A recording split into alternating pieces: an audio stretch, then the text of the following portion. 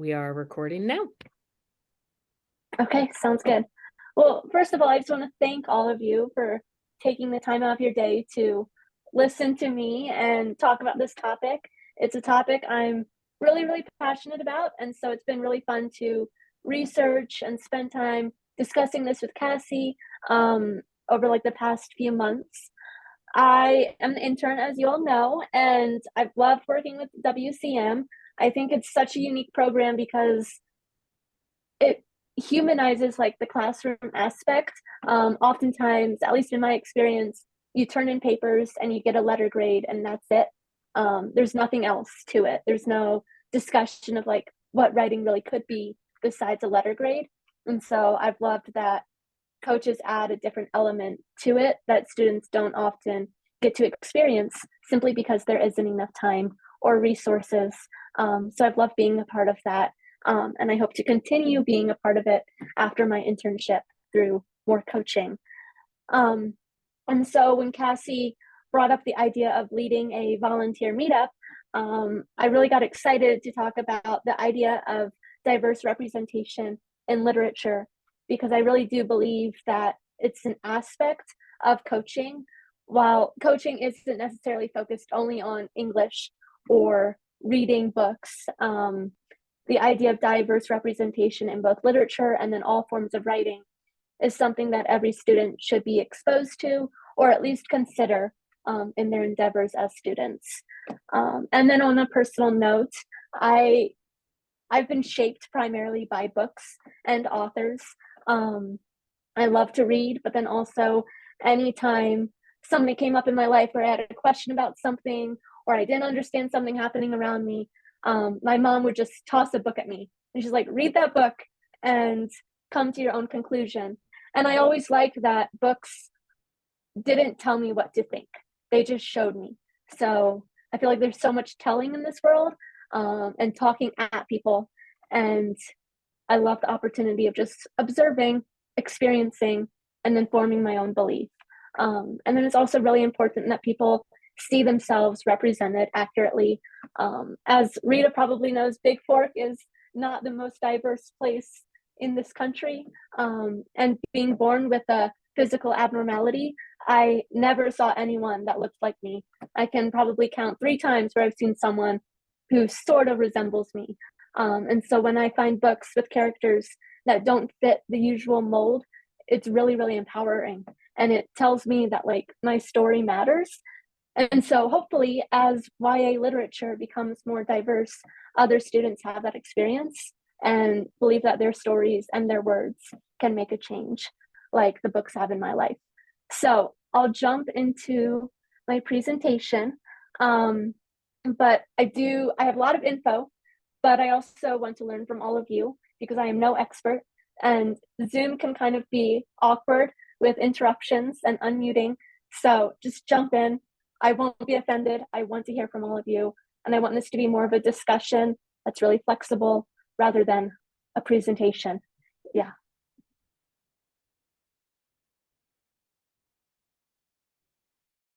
Okay. Can everyone see that? Okay, perfect. So yeah, diverse representation in literature.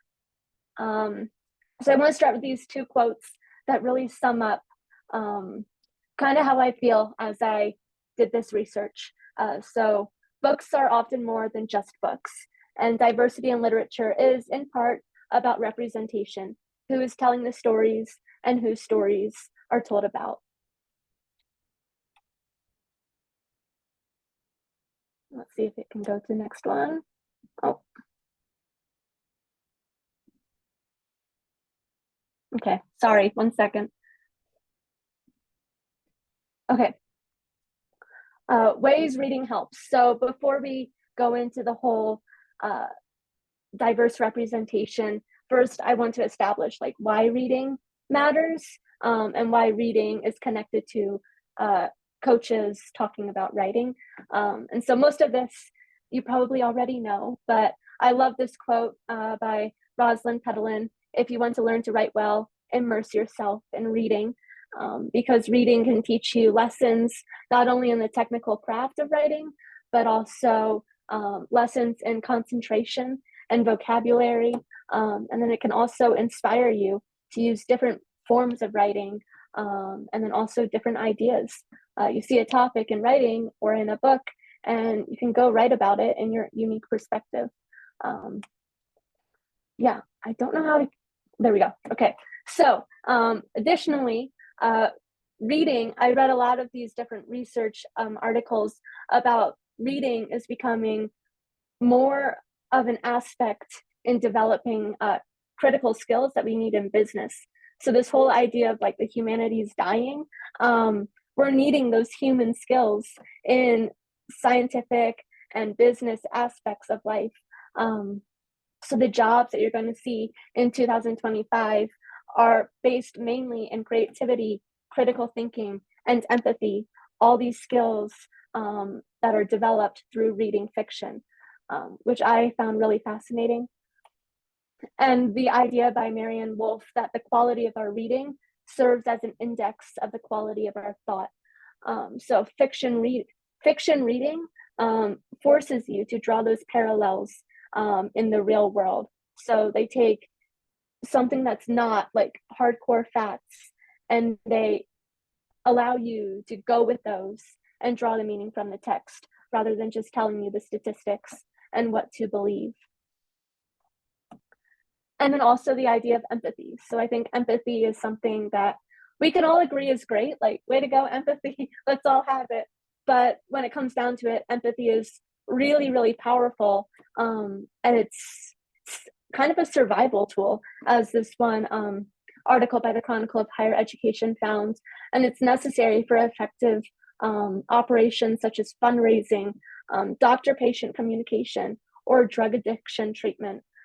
It's also essential in moral action and judgment, obviously. And it's a powerful means of nonviolent conflict resolution. So I feel like we can't really address diverse representation without talking about the struggle we have as a country. We're divided, both politically, racially, economically, all different aspects. And so that empathy is a key aspect of solving those conflicts in a nonviolent way. And the absence of empathy can have really long-lasting, devastating impacts. I found it really interesting that the absence of empathy can result in male physicians over-medicating female patients, something I would never draw connections to, yet this article showed the association between the two. And then other things like mass shootings, increased incarceration rates for minorities, all things that we're struggling with as a country right now. And so then this article article titled Poetry, Injury, and the Ethics of Reading, show that books allow the reader to enter into the lives of others, including those who often lack social power. And this reliance on deliberative thought, literature's use of the give and take dialogue is an illustration of the way in which we as humans go back and forth and we converse, and we have to recognize that there are multiple perspectives to any issue. So just reading back and forth dialogue forces that mind to get into the habit of listening to two sides, because we have to listen to both characters in a way that while we're living our lives, sometimes we don't realize that we're doing that too. We have to listen both sides of a conversation. And I never thought of it like that. Professor Peter Brooks articulates that it's this idea of self-dispossession when we read. We kind of expand our perspective and we go out of our narrow, self-minded, centered idea of ourselves. So the reader's perspectives as citizens expand to include concern for those previously unacknowledged or denied respect. And then I loved this quote. It's this idea of enlarging the perspective of our own limitations to deal with others and heighten responsiveness on our part to the hopes and dreams and struggles of those around us. So this idea that reading can expand our mind and our hearts and our empathy and our perspectives. Yeah, just the power of reading. So now I'm going to dive into like the diverse representation in literature and authors who are really making a wave in YA literature. I don't know if any of you have read Jason Reynolds, but like, he's amazing, so amazing. I can spend hours on YouTube just watching him talk. He has a way with words that is just unbelievable. But he was the 2020 to 2022 National Ambassador for Young People's Literature. And in this interview that I think I gave to Cassie to send out to all of you in a resource guide, he explains that reading gave him soft skills that he used to manage his life.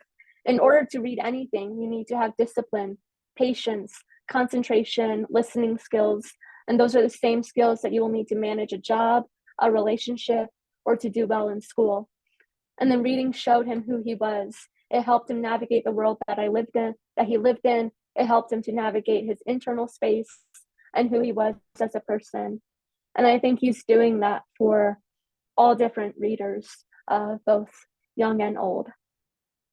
And so the Librarian of Congress, who's also in that interview, she totally supported Jason Reynolds, and she pointed out the idea that we must provide the books that students might want to read and not be judgmental. So we can talk about the power of reading and all the skills that we can gain from it for however long you want, but it doesn't matter if kids aren't reading those books, if they don't want to read them. And so this whole idea of making reading accessible and fun is so essential in this discussion. And I think she hits the nail on the head, because we can't be judgmental about what kids want to read. David A. Robertson is an author of over 25 books for young readers. And he explains that when he was a kid, he could have learned a lot from books, but the stories that he read and were read to him, they didn't teach him a lot because they weren't representing his identity. He writes that there just weren't books available that represented a Cree kid growing up in the city, and that's what he desperately needed. This absence of truth had a negative impact on my self-perception and on how others perceived me and Indigenous people generally. So this absence of a whole culture, a whole identity, it speaks just as loudly as the books that are being represented. And then I also sent this link to Cassie to forward, but there's an amazing TED Talk by Chimamanda Ngozi Adichie. Definitely read her books. I read Americana and I loved it. But this whole TED Talk discusses the danger of a single story. So she grew up in Nigeria, and all the books that she read were British American children's books.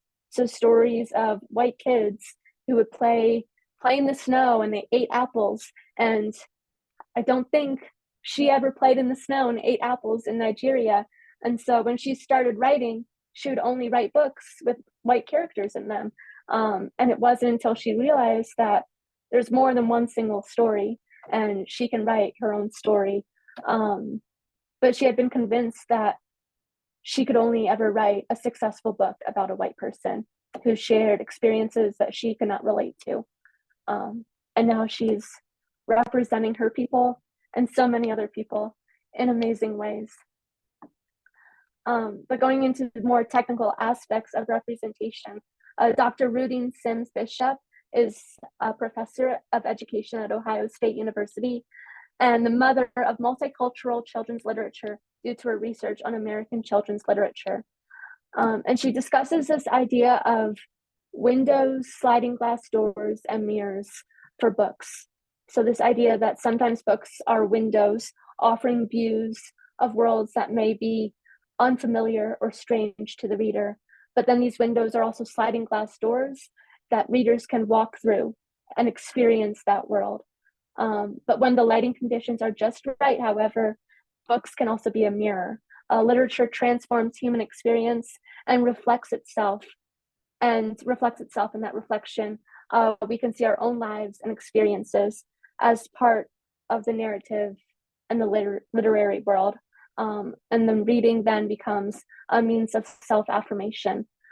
So this idea that while we're expanding our perspective, we're also confirming our own in a way and empowering ourselves.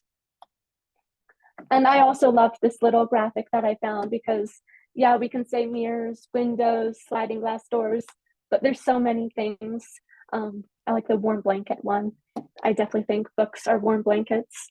Um, but when there are enough books available that can act as both mirrors and windows for all our children, they will see that we can celebrate both our differences and our similarities because together they are what make us all human. And so why diversity and representation is so important. Humanity is inherently diverse. And definitely for me personally, I'm a literature major and a creative writing major. And I can probably count like maybe 5 classics that I've read during my time at I've been here for 3 years now. And all the other stories I've read have been authors that I've never heard of or short stories that represent a different identity. And I'm gaining such a powerful education. Like my mind has totally been blown. But I'm realizing that literature is a study of humanity at its core. And this idea that books are like the words are the most human form of art in a way. It's how we all communicate, and it's how stories are preserved, and it's how we learn and hopefully not repeat history. So why diversity and representation in literature is so important? It's because humanity is inherently diverse, and we need to represent that if we want to preserve humanity. And it's also the way we make social, external, internal, and individual change. And so children formulate their opinions and beliefs of themselves and others based on what they see around them and what they're told. And so I didn't only focus on children's and YA literature because that's kind of our age group for WCM, but it's also the time when children are being molded by society the most. Their minds are growing, they're establishing their beliefs, they're following their parents, and then they're setting off on their own. And so having all these diverse stories as a platform for them to stand on and to form their own beliefs is so crucial during that time of development. And so I did find this interesting that the Cooperative Children's Book Center School of Education, they do these studies on the representation in diverse children's books. And so you can see that it actually has improved from 2015 to 2018. However, you can also see that we have a long ways to go. In 2018, 27% of those books had animal characters, while only 1% had American Indians or indigenous characters. And I just think that's something that we often don't really think about. That absence is definitely noticed by readers. Yeah, go ahead, Cassie. I just wanted to hop in because there's one other little piece to this image that I think is fascinating that I forgot to chat with you about earlier. It's very small, but if you can see in the 2018 one under the 10% where the African or African American children are, she's looking in the mirror and the mirror is partially broken. And the idea behind that is just because there's a particular representation in a story, and Julia will cover this, doesn't mean it's necessarily accurate if it's written by a cultural outsider. So although the actual number of characters with that ethnicity increased, the accuracy of that representation didn't necessarily increase along with it because it was written by cultural outsiders and therefore had misrepresentations in the books. So that's a really important issue that Julia is going to address, but I just think that's a fascinating little detail in this image. Thanks, Julia. You're doing great. Keep going. Oh, thank you, Cassie. Jumping right on to that, accurate representation. So David A. Robertson, who I brought up earlier, he talks a lot about this gift of truth in a blog post that he wrote, and that kids need truth more than anybody because they are going to be our next generation of leaders. And it's empowering for kids and teens to see themselves represented, but represented accurately, helps them to understand how the world is and how they can view the world. And so he kind of creates this accuracy check. So does the author have the same background as the hero in the story? If not, did the author do the work necessary to write from a place of truth? So did the author really seek to learn, do the research, talk to people from the same background as the hero in the story? And I think that's something, at least I know, I never usually, like, I don't go and read the author bio before I read the book. And so this kind of made me think, like, am I reading what's accurate? Yeah. And so going off of Dr. Sims' idea of mirrors, windows, and sliding glass doors, Dr. Debbie Reese adds curtains to that metaphor. And so in this interview, she explains that when people learned that I was part of the Indigenous community, I would get invitations to come to this or that place. They wanted me to come and dance, and I would tell them, no, we dance for spiritual purposes or at certain times of the year. I don't dance for performance. And then they would say, well, you can tell us a story. And I would say, no, I'm not a storyteller. I'm an educator. I'd be glad to come and talk to you about my own Pueblo Indian culture, history, all of that. But they didn't want that. And so the curtain aspect is every people chooses what to and what not to share.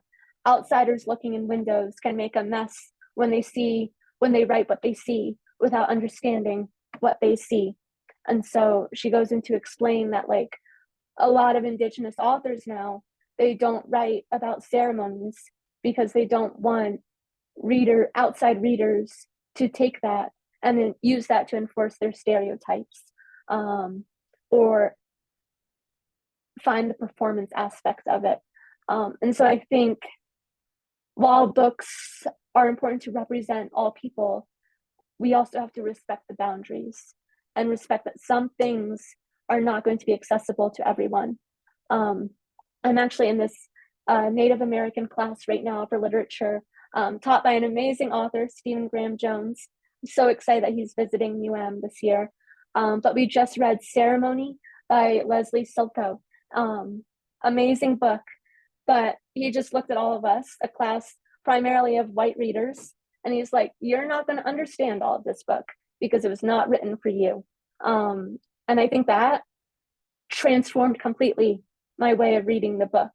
And I think there's power in that, to preserve part of your own culture for only the eyes you want to allow in. And so this idea of curtains is definitely powerful. Yeah. And Cassie definitely introduced it to me. So thank you, Cassie.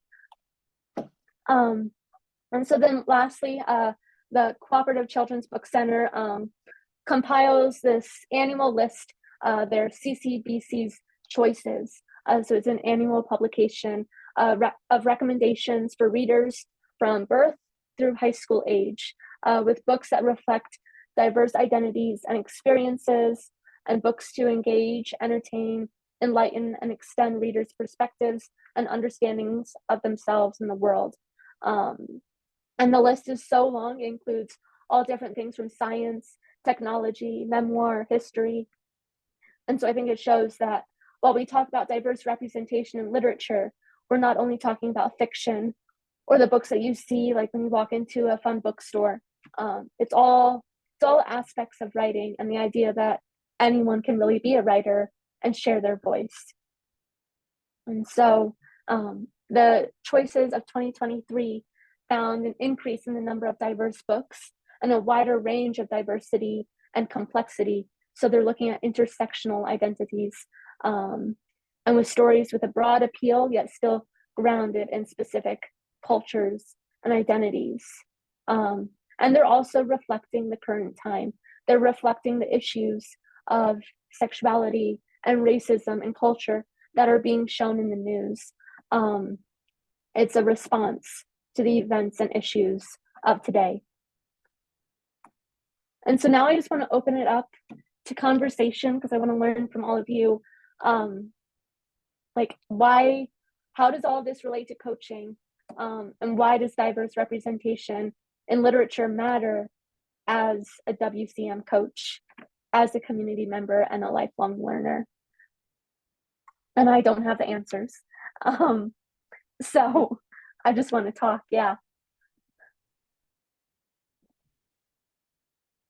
First of all, thank you. I mean, the amount of information that you pulled together on this topic in a relatively quick time is very impressive. And I've got lots of ideas, but I want to hear from our coaches slash board members here about what they think.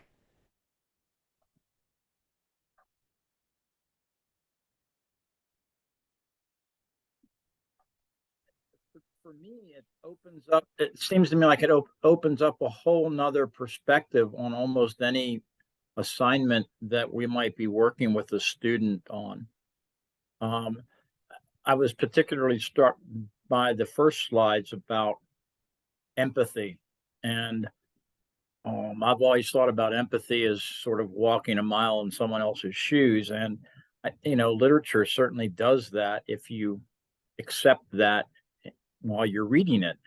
And I think that there are certainly opportunities in some of the assignments that our kids would be reading where the protagonist is not anything like them, completely different.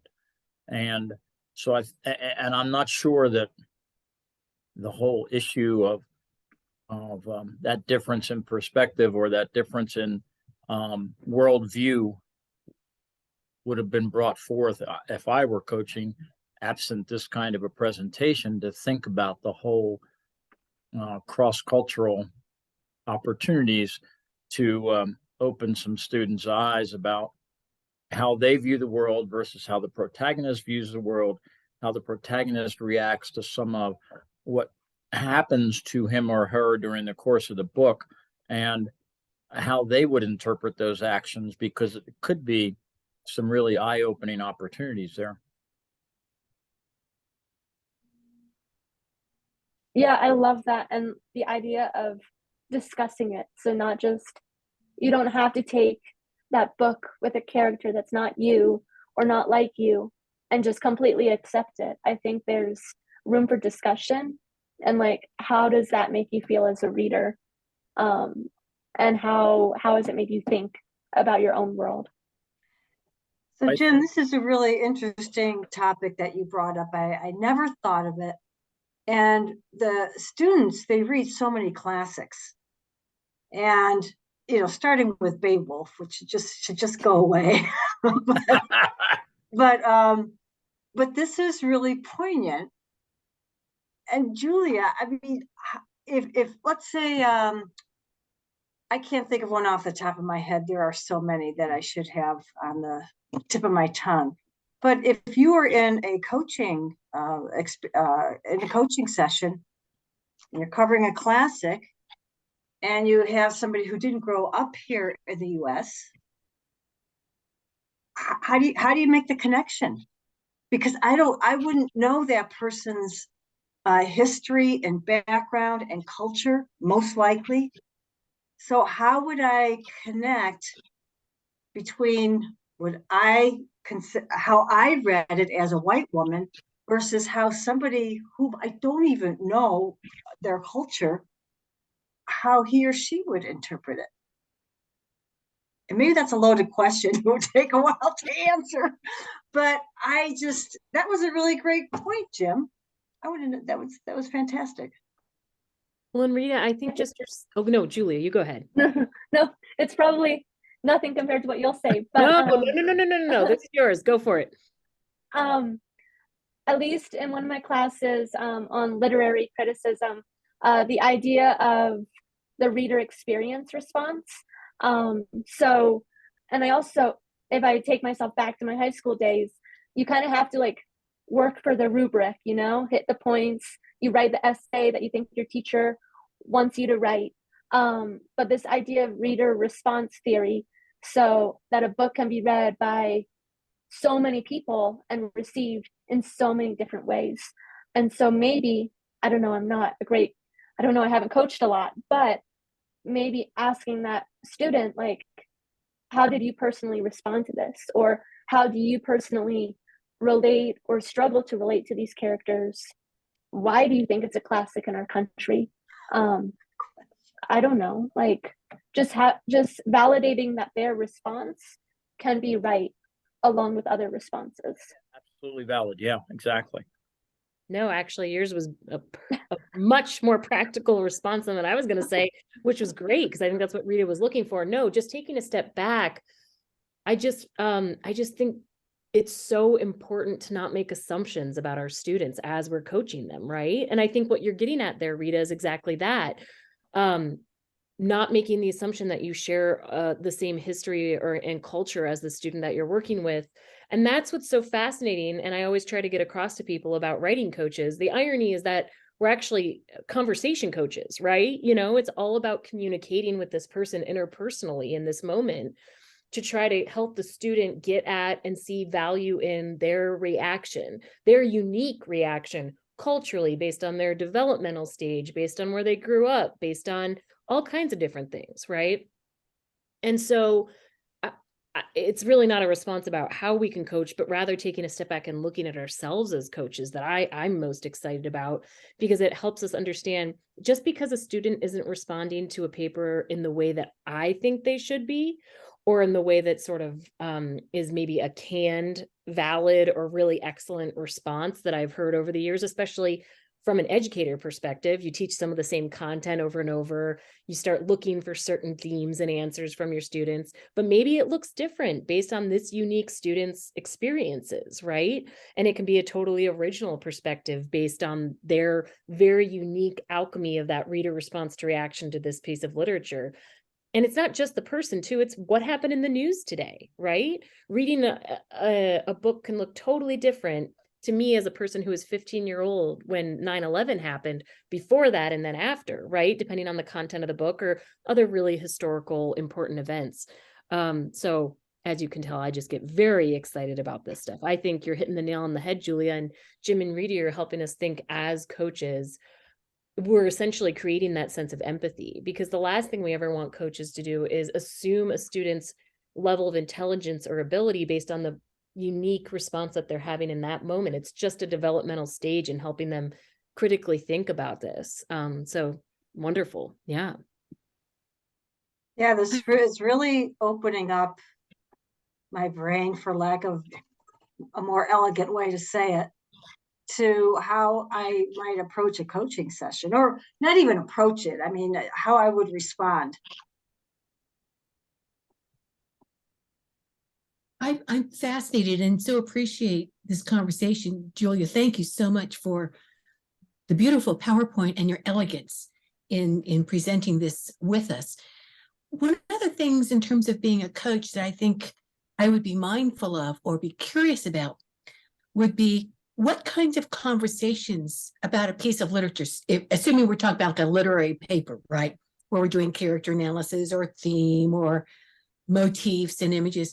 But I would be very curious to hear from the student what kinds of conversations were going on in the class that led the student to this particular point of view about the piece of literature that they're writing about. Because if the conversation has been more plot summary and, you know, the arc of the story or basic symbols and so forth, and didn't really address too much the cultural implications or the gender implications or the socioeconomic implications, that student might not yet be at the brink of exploring that. So we as coaches can certainly ask those open-ended, thoughtful inquiry questions, but the student might sit there and kind of going, hadn't thought about that before. And so that's a wonderful opportunity to have a thought-provoking conversation that stimulates the student to think more creatively, critically, empathetically.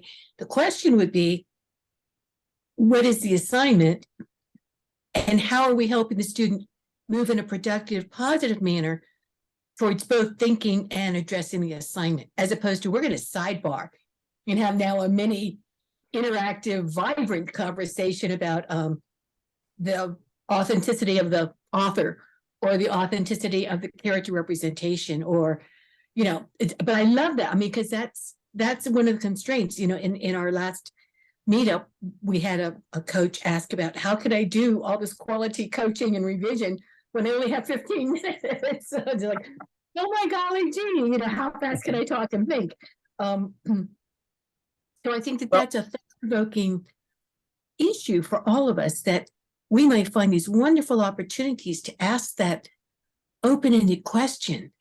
And the student may just jump right in and all excited because that's what the classroom has been talking about. Or the student might say, where did that come from? You can plant the seed. Often, sometimes in a 15 or 20 minutes coaching session, you're not obviously going to be able to explore all these topics in great detail, but just planting that seed, I'm struck by that, the metaphor of the sliding glass door and the mirror. Again, it's just changing the students or bringing another perspective to your student and encouraging them to think through the implications of that. Welcome, Jay. Jay's joining us now, so that's wonderful. I'm sure he'll have a lot to say. He's been in the classrooms coaching a lot recently too. But I think you hit the nail on the. But hi, Jay. We're so glad you're here. I am so sorry. I just got in the door from skiing. Julie, I'm so sorry. I was so looking forward to catching more than the last 15 minutes of this. You're all what? good. We Recorded, Jay. You can catch up later. We recorded it. Okay, We're in the middle of the I'll road watch bus. the video. Yeah, you should. No, it's really good. She did a great job. But Beverly, I think you're hitting the nail on the head. These topics that we just have talked about around identity and experience and culture and all these things don't even necessarily need to be the subject of the content of the papers, right? I mean, it can be, it certainly is sometimes, right? Teachers assign things around these issues, and obviously then the students are hopefully going to have some vocabulary around it. But I think it's more of having a self-aware lens as a coach who's an adult and inherently an authority figure, whether we consider ourselves that or not, because we're adults and we're working with minors, right? And they're going to have a certain level of respect for what we have to say. So I think it's taking on that responsibility as an adult who cares about young people and their critical thinking and their future citizenship, of understanding our cultural lenses, right? And understanding the humility of knowing no one ever knows everything, which is the beauty of the humanities, like you were saying, Julia, and so pertinent to so many things that we need as developed humans. So I think even, yes, I agree. We cannot insert, gender studies into a 15-minute conversation with a student if we're writing a persuasive essay about other things. That's not the point of this at all. In fact, as coaches, we don't insert our own ideology, hopefully anyway, but it's trying to be more aware of our own ideology and maybe being more well-read or empathetic ourselves as people who are middlemen in the education experience. That's the way that I see it being so very, very important. Absolutely. Oh, and speaking of, just to insert that real quickly, we are extending our lending library. So now the book recommendations that Julia had in the form that I sent via email, we have purchased with store credit, which we had at Shakespeare and Company. And now the organization has a copy of each of these. And so you can lend the book. We can lend the book to you at any time if you want to be more well-read as a reader and see what the kids are reading, because I've heard some coaches say like, oh gosh, the stuff the kids read these days, and you get a graphic novel and all of a sudden you're reading cartoons. First of all, visual literacy is so important for the development of how you go about the world, right? But also, there are so many great pieces of literature. And just because it doesn't sing to you, maybe in your historical moment, doesn't mean it doesn't sing to people in their historical moment in a different way, not to mention accessibility wise, right? So I just have to say, I also added El Defo, which is a really great graphic novel to your list, Julia. I purchased that already, about abilities and someone who's a cultural insider to the experience themselves. So we have some really great titles to borrow, if you'd like to do that. Yeah. Great. I think it'd be very interesting if we had the opportunity to coach with a writing assignment that asks students to take a position on a book that has been censored for particular reasons. So, adventures, Huckleberry Finn, right?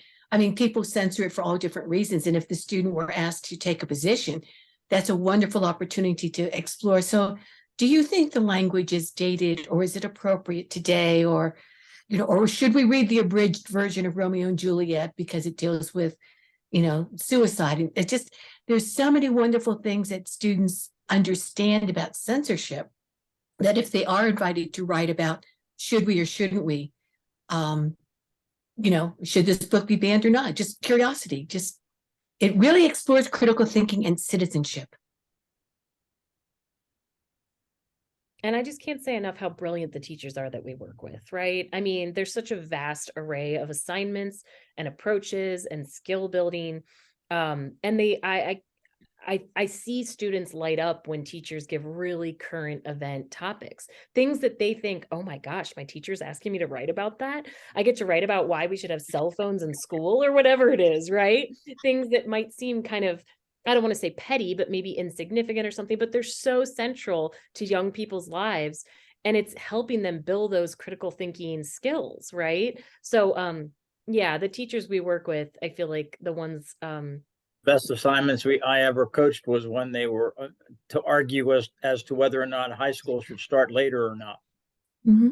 And you talk about passionate responses and high levels of interest. That was really fascinating. Right. And I would say it's the same thing for the representation in literature. I think the literature, I can say, I think most of you know, I used to work in children's literature publishing. So this was my jam. I love it very, very much. Publishing houses are finally opening the door to people who haven't had historical power to have the means to be the ones who are being published. And there's sometimes this idea that there's literature with a capital L. And if you go back and look at it statistically, it's a very, very small sliver of what actual culture and humanity is, right? Versus all the vast different ways that you can go about telling a story or framing a story or using different tools to do storytelling looks very different across different cultures. And so young adult literature, YA, that she's been referring to in children's literature is in some ways leading the way in publishing because of the developmental stages of how it affects children. It's a pretty fascinating world. And Julia's done a great job representing where it's at right now. Yeah. And I think the idea of like getting rid of the judgment and like the standard of books. I talked to Cassie about this when I was working on it, that I never wanted my presentation to like attack the choices that teachers make. I think the curriculum, there's a lot of thought that's put in the curriculum. Yes, there are aspects that need to change and can be approved, but I don't think that's WCM's position or stance that they want to take right now. You're here to help the students, the teacher, and the classroom in general. But the idea that like the standards of language, they're not lowering, they're just changing. There's this author, Kwame Alexander. His book is on the list of recommendations. But there's this awesome video where he goes to visit his school and all of his books are in verse. And he gets up there and he has a student beatbox with him as he reads his poems. And it's fun. Like, I don't think you can beatbox to a classic. At least I haven't yet. But the vocabulary in those books, it's amazing vocabulary, just taught in a different way. And I think that judgment-free zone is allowing literature to change and the way we view language. If anything, it's making it more creative, I think.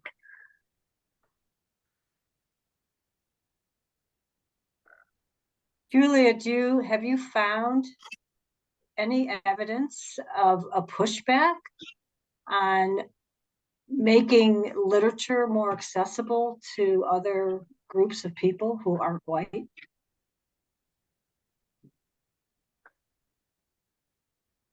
I don't know. I think there's pushback on different language. And so I think there's an interview with Keith Lehman. So he's an author. There's one book by him that I read, How to Slowly Kill Yourself in America. Yes, the title's like really odd, but it's a really profound memoir on his experience in America. But he does this whole interview on how the language that Black men use growing up, it's frowned upon when he uses that in his writing, in his dialogue. They say like that's not proper English. So they take away that whole cultural aspect of language because it's not the correct English that we teach in schools. But English Yeah. is one of the very few languages that doesn't have a so-called Royal Academy.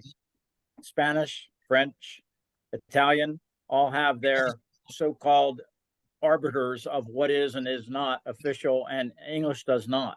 And I think I was reading an article the other day about someone who was arguing that that's a real strength of English, and perhaps one of the reasons why English has become such a, particularly in the business world anyway, a universal language, is because we don't have those unofficial arbiters. Yeah, and I think we should like lean into that. Like, don't try not to establish rules and standards. You should always try to elevate your writing, but elevating your writing doesn't mean conforming to one type of writing. And so I don't know if that answers your question, Rita, but there is this back push on like only having a type of voice, which in a way limits accessibility. Yeah.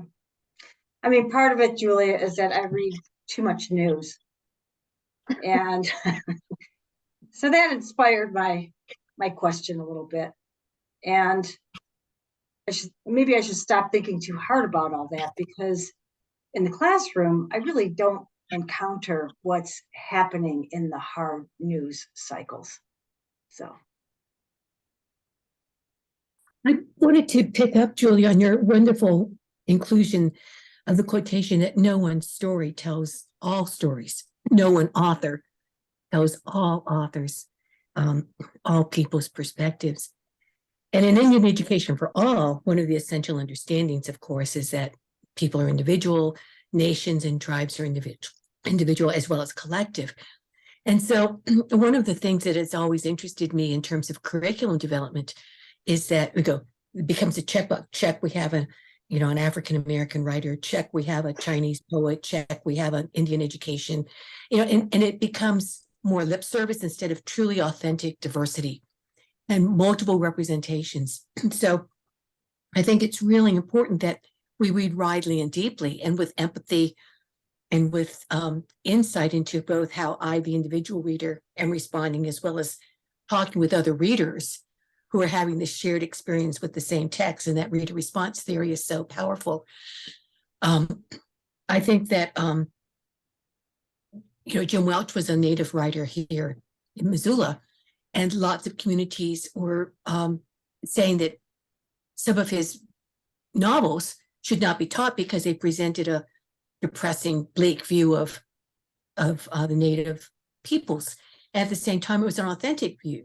So it was this torn between, we want more native writers, especially from Montana, world celebrated, but that's too dark. It's too depressing, but it was authentic. So I think teachers, and communities struggle with that diverse representation, and which representations are available and encouraged for students to explore and which ones are not. And so that goes back to the community ethos and the school ethos. And, then there's the choice between whole class reading and individual reading.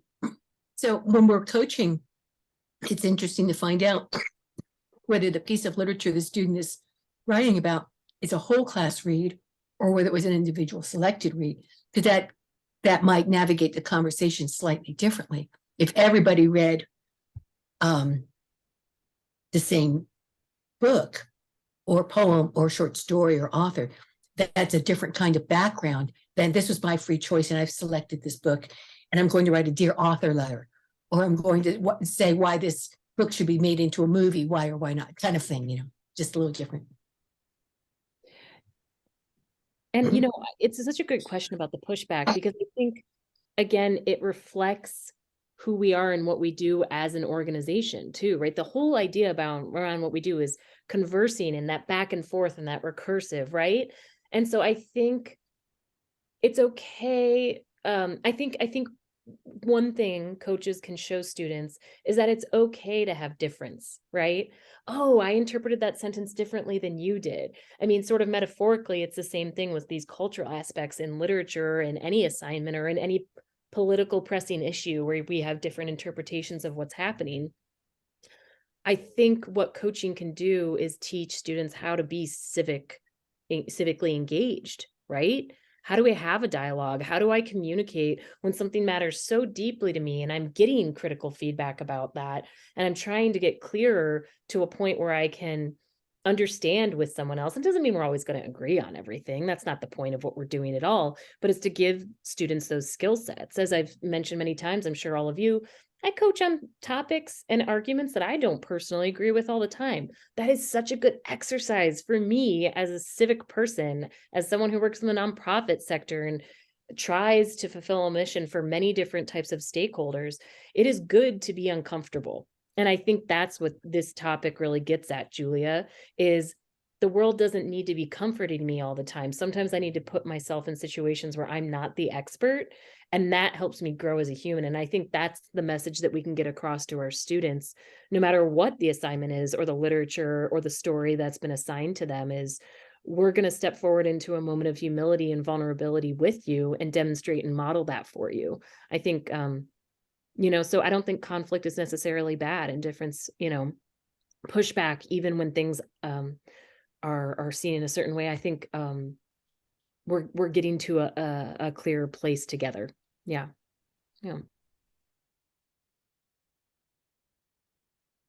I think that was so wise. Excuse me.